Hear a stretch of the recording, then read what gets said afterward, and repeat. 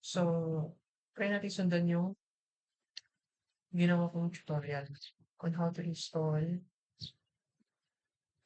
login sa Anti-Gravity Gemini CLI and also to install Impeccable Skill. Later on, explain ko kung para saan ba yung skill na to. So first, Windows key, search for PowerShell. Yan. And then, copy and paste natin to. Enter.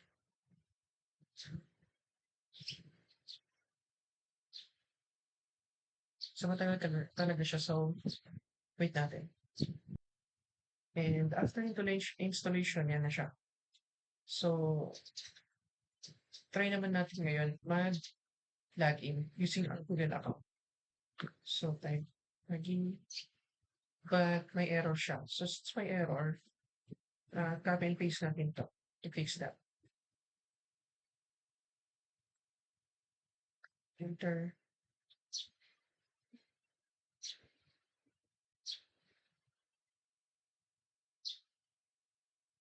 So, kailangan lang natin antayin ng saglit. And then, after nun, copy ulit natin itong sumunod. 1 before. Enter. And then after that, try ulit natin ngayon. So, ayan na.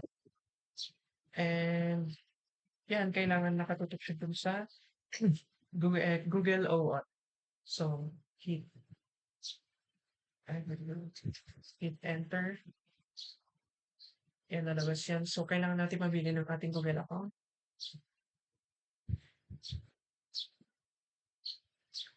Copy to clipboard. And then, balik tayo sa CMP. Copy and paste natin yan. Then, enter. So, dito sa part na to, kayo na ba na mamili? But in my case, pipiliin ko yung terminal. So, sa part na ito, parang ano lang siya. Itong X na to, parang check mark yan. So, itong sign na to, kailangan natin papuntahin sa done. So, in order to do that, press arrow down key, and then arrow right, then enter. Yes, I trust this folder, enter, and then try natin.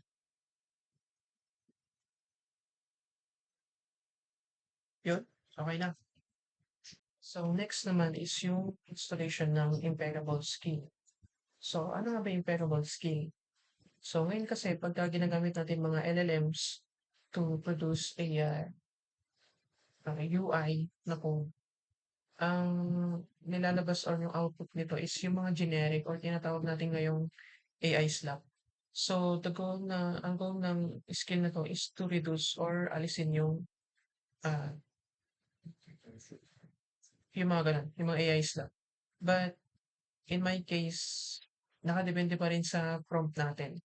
But, kaya na ba na mag-explore nitong impeccable skill na 'to?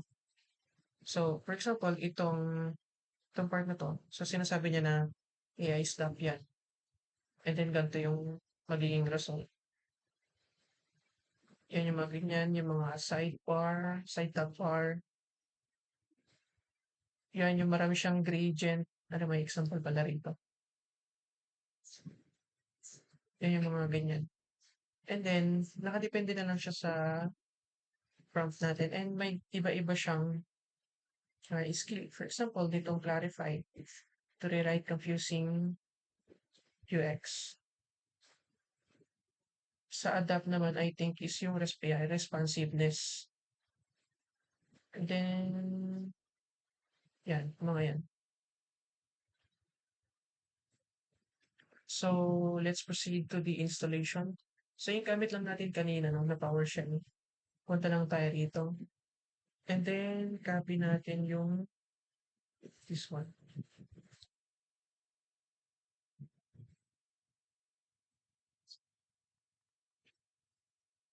Wait lang natin. So, I think, enter. Yan. So, wait lang natin. Then, select detected only. and then global. Para hindi na natin siya ulit-ulit na i-install. So, wait lang natin ng konti. So, after that, try na natin siya i-access. So, dito sa ating VS Code, try natin mag-open ng bagong terminal. And then, type lang natin yung, open natin yung Gemini CLI. Wait, kailangan natin na-start.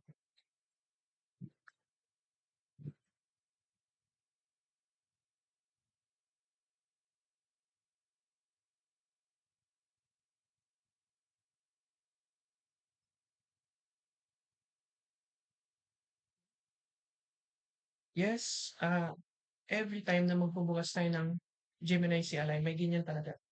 So, yes, I press this folder. And then, try natin tawagin yung impeccable skill. Yeah. So, in every project, para may start na yung impeccable, kailangan natin i-build yung context kung ano yung ginagawa natin. For example, ito. May nagawa na ako dito yung example na landing page. So, gagawa siya ng markdown folder para kunin yung context ng ginagawa natin. So, enter. So, in my case, para hindi na paulit-ulit, pipindot ko lang yung to or, yeah, to.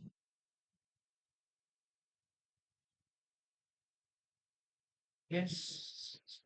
Number 2 ulit.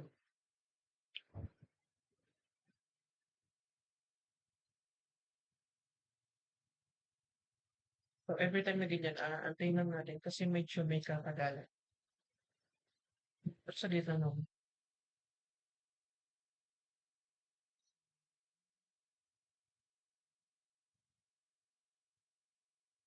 So, ayan, labasan niya na yung context and then gagawa na siya ng, I believe, a markdown file para in every prompt natin sa kanya, babasahin niya kung ano yung context.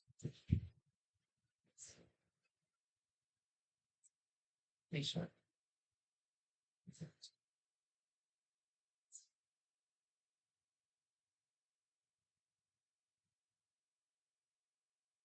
There we go.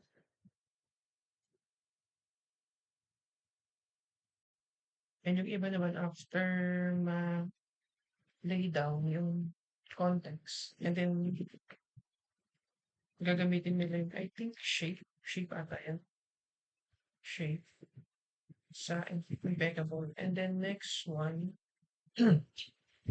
so, para siguro mas intindihan nyo, kaya need nyo i-browse itong impeccable para, para mas maintindihan nyo. For example, yan, meron din siyang anime, critique, polish, pero meron din sila dito kung, I think combo ata yun. Yeah, for example, and shape, init, and then shape, audit, tingnan niya yung screen niya, audit niya, and then magbibigay siya ng possible na ayusin, and then harden, ito rin, i-critique niya, and then polish. Yeah. So, another kung siguro mo share is, for example, sa mga model, no? Sa model ng Gemini CLI, may dalawa siyang, may magkahiwalay siya. Yung mga Gemini or Google model and then yung outside ng Gemini. For example, Claude and yung mga ChatGPT. And then magkahiwalay din yun na, ang tawag dito, na quota or usage. For example, dito, usage. Ito, yung nagamit ko na to kanina kasi ulit-ulit yung ginawang tutorial. And then, ito naman sa Gemini model. And then, for example, marami naging ginagawa, no? And then, nagsasave kayo ng token or usage. For example, magpapalit lang kayo ng kulay ng button, radius, background color.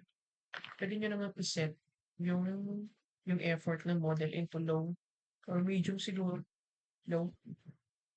So, yun lang.